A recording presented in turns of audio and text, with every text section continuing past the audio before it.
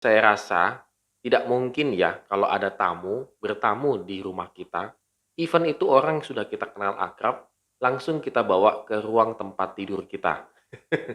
Karena ruang tempat tidur itu boleh dikatakan adalah satu ruang yang sangat privasi dalam sebuah rumah. Nah, Hizkia tuh kira-kira demikian begitu ya.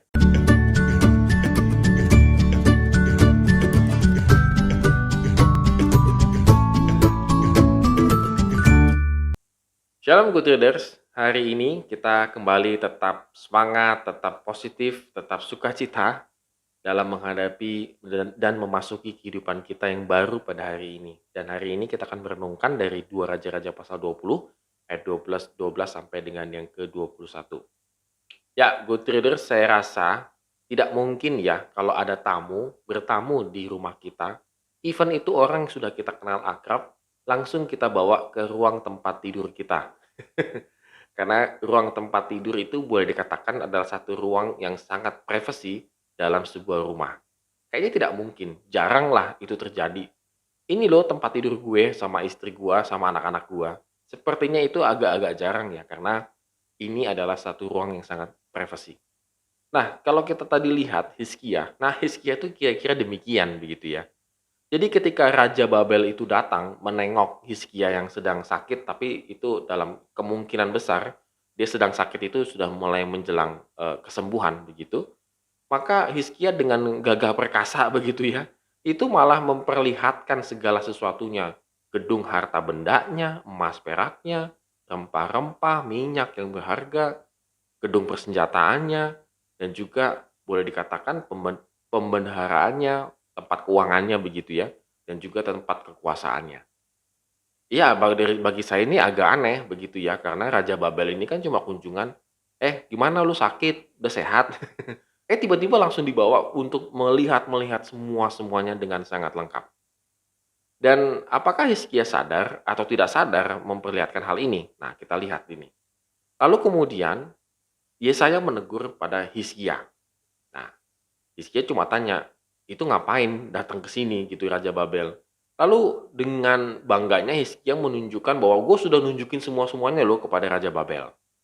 Lalu akhirnya Yesaya memberikan satu nubuatan dari Tuhan bahwa sesungguhnya suatu masa akan datang bahwa segala yang ada dalam istanamu dan yang disimpan oleh nenek moyangmu sampai hari ini akan diangkut ke Babel. Tidak ada barang yang ditinggalkan. Demikianlah firman Tuhan. Dan dari keturunanmu yang akan kau peroleh akan diambil orang-orang untuk menjadi sida-sida di istana Raja Babel. Sida-sida itu budak.